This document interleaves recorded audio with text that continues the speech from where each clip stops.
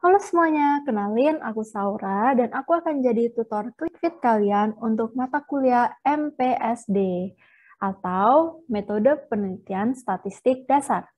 Nah, kita akan menggunakan buku ini dan video ini adalah mengenai bab pertama dalam buku Research Methods for the Behavioral Science 5th edition yang ditulis oleh Gravater dan Forzano. Pada video ini, kita akan membahas 4 topik, yaitu Introduction to Research Methodology, Methods of Knowing, the Scientific Method, dan Research Process. Nah, pertama kalian pasti ada kan yang mikir, kenapa sih kita harus pelajari MedPen sama statistik? Kan aku kan ngambil jurusan psikologi untuk mempelajari tingkah laku manusia. Apa hubungannya sama statistik?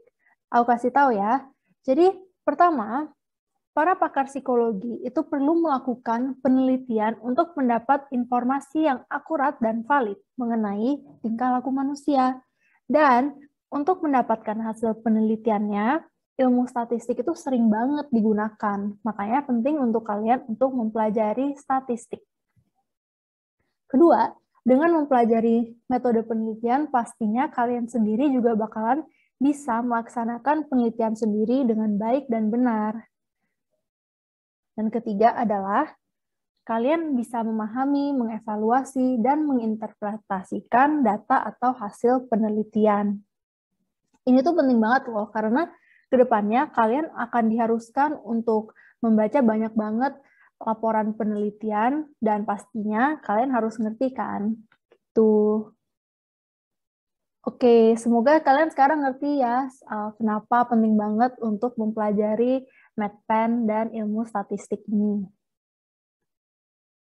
Oke, sekarang kita akan membahas the methods of knowing.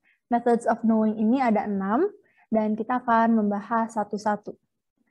Sebelumnya, methods of knowing adalah cara-cara gimana kita bisa mendapatkan suatu pengetahuan, informasi, dan sebagainya. Oke, pertama adalah the method of tenacity. Nah, dalam methods of knowing tenacity ini, kita itu mempercayakan suatu hal karena memang sudah dipercaya oleh banyak orang. Biasanya informasi dari method of tenacity ini itu diturunkan dari generasi ke generasi. Dan karena kebanyakan orang di masyarakat percaya terhadap informasi atau pernyataan tersebut, kita sendiri juga cenderung jadi percaya. Namun, ini tuh biasanya bersifat tahyul atau superstitious dan tidak ada cara pasti untuk membuktikan kebenarannya. Daripada kalian bingung, kita langsung ke contohnya ya. Oke. Jadi sebagai warga negara Indonesia, kalian pasti udah dengar minimal salah satu lah dari ini. Nah, untuk yang cewek-cewek pasti, apalagi ya, pasti pernah dengar ini. Kalau kalian nyapunya nggak bersih, nanti dapat suami yang brewokan loh. Nah, pernah dengar kan? Ini kan sering diungkapkan oleh misalnya orang tua kita, tapi ya belum tentu benar juga. Oke. Tapi jujur ya, kalau misalnya dapat suami seganteng orang-orang di foto itu sih ya nggak apa-apa. Bercanda. Oke. Contoh kedua adalah, pernah nggak dengar kalau buka payung di dalam ruangan itu mendatangkan nasib buruk?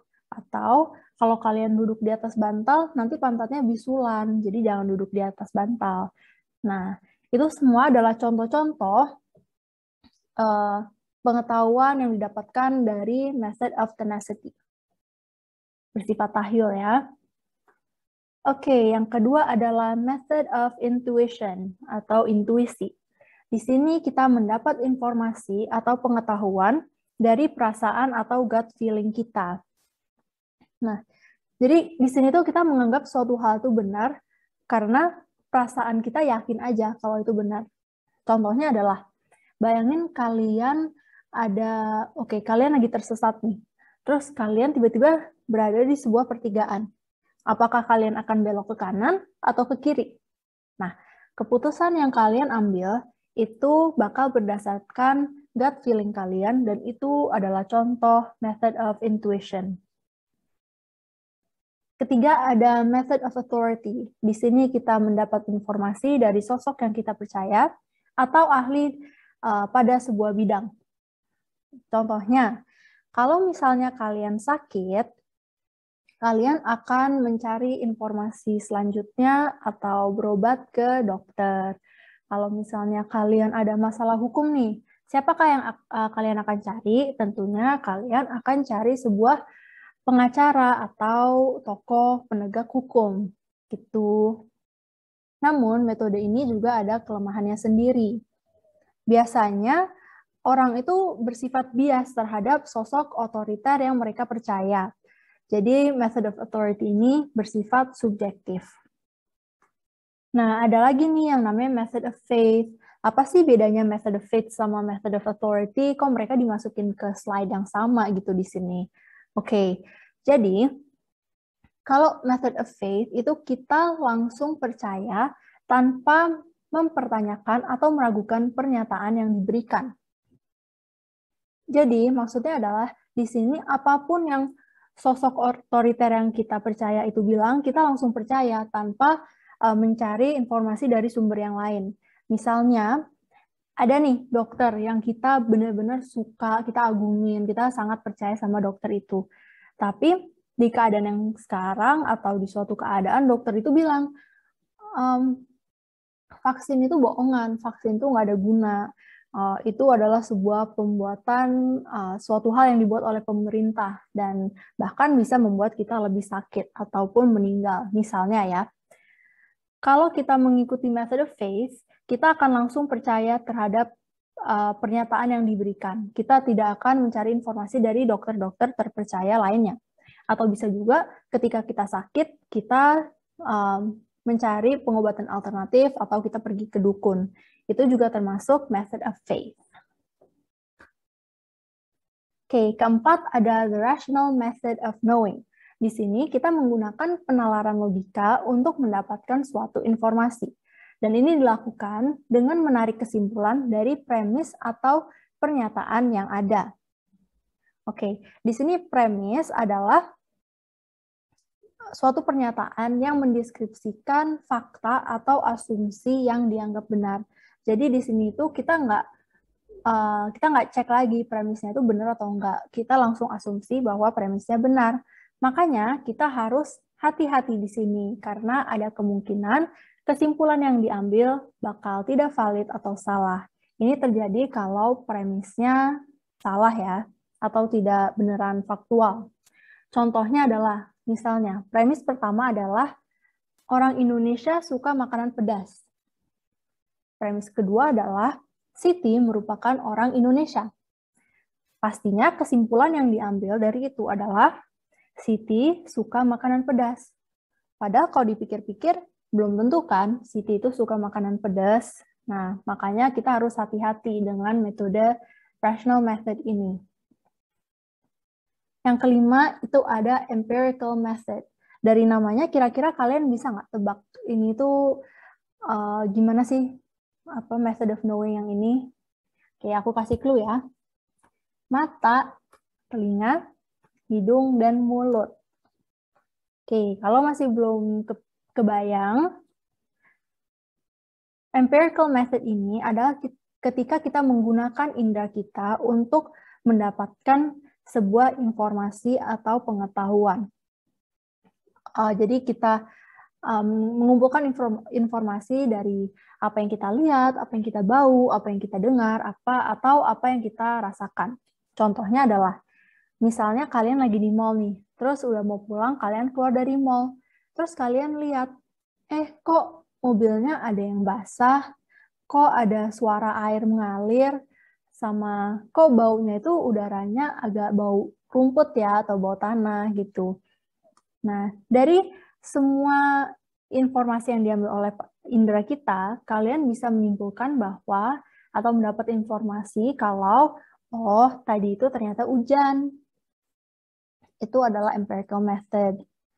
Tapi, metode ini juga memiliki kelemahannya sendiri. Dalam beberapa situasi, persepsi satu orang dan orang yang lain itu kemungkinan beda.